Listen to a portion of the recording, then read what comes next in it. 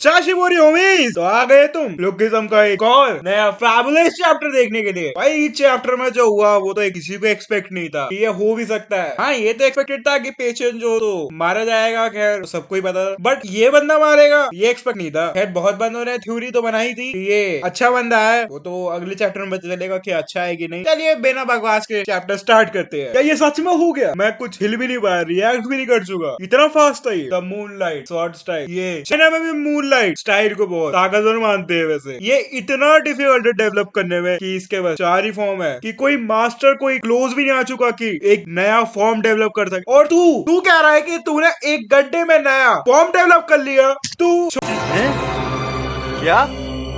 ये क्या बक रहे हो मादरचोद?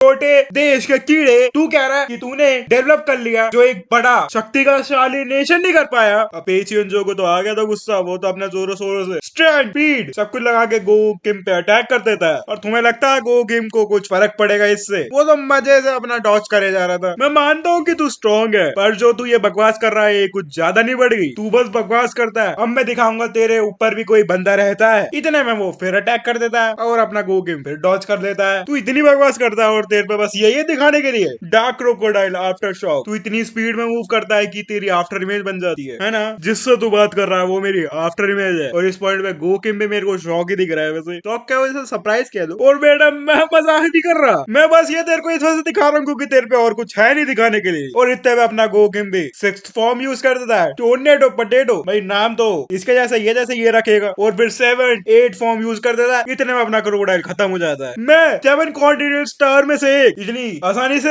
हार जाऊंगा? उस सैमुअल तूने अपनी गाड़ी कहाँ बाकी है? हमें सियोल जाना है। Thanks for the hard work. और तू अब इस बंदे का क्या करेगा जो तेरे नीचे पड़ा है? क्या करूं मैं इस बुड्ढे का? और वहीं पे पेचन जो भाई अपने मन ही मन सोच रहा था वहीं मैं हार गया। ये कैसे हो सकता है? इन चिंदी से अभी तो कह रहा था कि गैप्रियन के शिंगन को बुला के लाओ, वही मार सकते हैं मुझे, वरना कोई तो टच भी नहीं कर सकता। और ये लास्ट के 5-6 चैप्टर में हमें पता चल गया कितनों ने टच किया है इसको। सारा डैनियल आया, उसने इसकी वजह दी। जैगुअन्ना और सैमुअल सियोल और जेक ने मिलकर इसकी बजा दी। और हमें तो पता ही था गो किम तो इसकी बजा ही देगा। अगर मैं इसको ऑफर दूं कि तू मेरा ग्रुप ज्वाइन कर ले तो ये ज्वाइन तो नहीं करेगा ना। इतना लालची तो मत बन। में मेरे को अपना प्रॉमिस तो निभाना है ना। आखिर में पेचियन जो किंग ऑफ डालियन हार ही जाता है और ये इसका खत्म करने ही वाला होता है किस्सा। इतना सरप्राइज मदरफकर।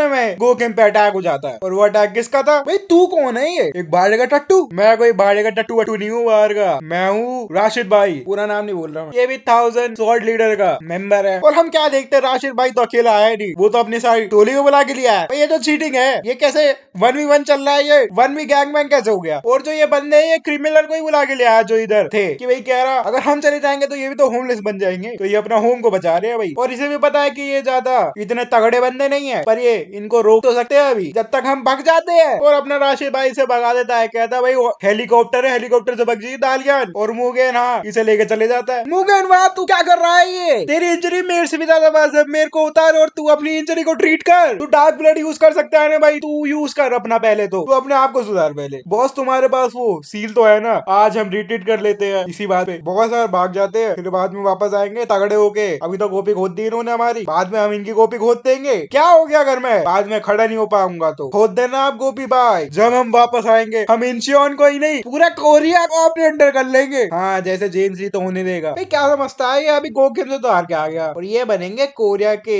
रूलर। इंचियोन का तो बना ही नहीं गया, इससे जैगी वन्ना को तो पूरी तरह से हरा नहीं भाई अभी तक। मेरे को नीचे उतार, ये ऑर्डर है तेरा मास्टर के उसे। मैं जब से तेरे को मिला हूँ जिस दिन से मैंने तुझे कहा है कि तू किसी दिन मर भी सकता है। और मुगेन हाँ ही सोच रहा होता है भाई उस दिन से मैं अपना रिबॉर्न भी हो गया। और वहाँ पे सारे क्रिमिनल इंजर्ड वाले को पकड़ रहे होते हैं ताकि ये ज्यादा दूर तक ना जा पाए बॉस के पास। और यहीं पे अपना जैगुन्ना एक बंदे को लात मारते हुए कहता है भाई तू ही जा, क्योंकि हम में से सबसे ज्यादा फिट तू ही है। जा भाई उसको पकड़ ले। अगर वो डालियन भग गया तो इंचियोन की इंटरनल वॉर कभी खत्म ही नहीं होगी। फिर इस वॉर का फायदा क्या जो अभी हम लड़े हैं? भाई हम में से सबसे ज्यादा जो फिट ही है। डैनियल भाई जल्दी जा और उसे पकड़ ले। मैं माफी मांगता हूँ पर अब मैं सब कुछ तेरे पर छोड़ता हूँ। जा और पेचेंजो को जल्दी पकड़। अरे कहाँ जा रहे हो? हो। वहीं पे एक बंदा आ जाता है अपना राशिद भाई, और हम क्या देखते हैं पीछे जो दो भाई अपने कासल में पहुंच गया है, पर मुगेन हाँ नहीं पहुंच पाया वहीं पे सही से, क्योंकि वो तो खत्म हो गया उधर ही। और वहीं पे यूजे शियोन भी आता है। मुगेन हाँ तू मेरे को छोड़ के कैसे जा सकता है, कोई भी मर जाओ बस तू मत मर, मैं अपने दूसरे बच्चे को भी नहीं छोड़ सकता,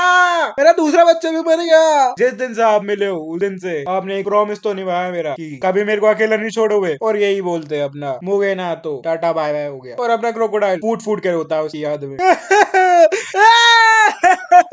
ये जिंदा रह लेता अगर ये अपनी इंजरी को ट्रीट कर देता, पर इसने ट्रेड कर दिया अपने लेग्स की जगह मेरी जान से। मैं इसकी बात तो मानता हूँ कि आज तो हम हार गए, पर अगली बार जरूर स्ट्रॉन्ग हो के आएंगे। और अपना यूजे शियोन भी आता है इसे कंधा देके और कहता है भाई जल्दी चलो, हेलीकॉप्टर ऊपर वेट कर रहा है, अगर हम थोड़ा और लेट हुए तो इसका सैक्रिफाइस बेकार ही जाएगा। मैं वापस आऊंगा, डालियन जाके स्ट्रॉन्ग होऊंगा, चाहे मेरे को 7 कोऑर्डिनेट स्टार को यहाँ पे लाना पड़े, चाहे मेरे को कुछ भी करना पड़े उनके। हाँ मैं अपनी प्राइड भी ट्रेड ऑफ कर दूंगा इसके लिए, पर मैं रिवेंज लेने तो जरूर आऊंगा। मैं हर किसी का रिवेंज लूंगा जो भी आज मरा है इस वॉर की वजह से। हाँ हाँ मैं भी तेरी मदद करूंगा, पहले रूफटॉप पे चलते हैं। क्या हमें अभी जाना पड़ेगा उधर? हाँ मेरे को एक चीज चाहिए उधर से, तू भी उसके बारे में कुछ नहीं जानता क्योंकि मैंने तेरे को इसके बारे में कभी बताया ही नहीं है। अरे अपना क्रोकोडाइल भाई फिंगरप्रिंट लगाता है और एक कुछ चीज निकालता है। बड़े दिनों बाद इस चीज को देख रहा हूँ मैं, ये इंचॉन का सब कुछ है इस एवलूम के अंदर, वो सब है जो मैंने इंचॉन से अभी तक लिया है। ये चुद्दी सा है, मतलब सब कुछ है इंचॉन का, तो मतलब एवलूम के अंदर कुछ तो है ऐसा कि भाई इंचॉन का सब कुछ कैसे हो सकता है इस एवलूम के अंदर। अभी बेच दिया था क्या सारी लैंड वगैरह किसी को? कुछ भी हो सकता है, वो तो अगले चैप्टर में पता चलेगा। मैं इसे यहाँ पे कैसे छोड़ सकता हूँ जिसके लिए मैंने इतने साल बर्बाद किए। हेलीकॉप्टर ऊपर ही है ना, और इतने में यूजे शियोन इसका गला ही काट देता है। भाई क्रोकोडाइल के साथ तो सब कुछ गलत ही हो जा रहा है, हर कोई पेल के जा रहा है इसे तो। हाँ भाई हेलीकॉप्टर ऊपर ही है, पर अब जा जल्दी भगे जा। मैंने सोचा था मैंने इसके साथ ट्रस्ट बिल्ड कर लिया है, पर मेरे को नहीं लगा था कि ये मेरे को अब दिखाएगा ये चीज। खैर कुछ भी हो, अब इंचॉन मेरी मुट्ठी में है बड़े टाइम बाद। तो गाइस तुम्हें क्या लगता है कि यूजे शियोन सच में अच्छा बंदा है या सच में बुरा बंदा है? खैर वो तो अगले चैप्टर में पता ही लग जाएगा, फिनाले आखिर है। कमेंट में मेरे को जरूर लिख के बताना है।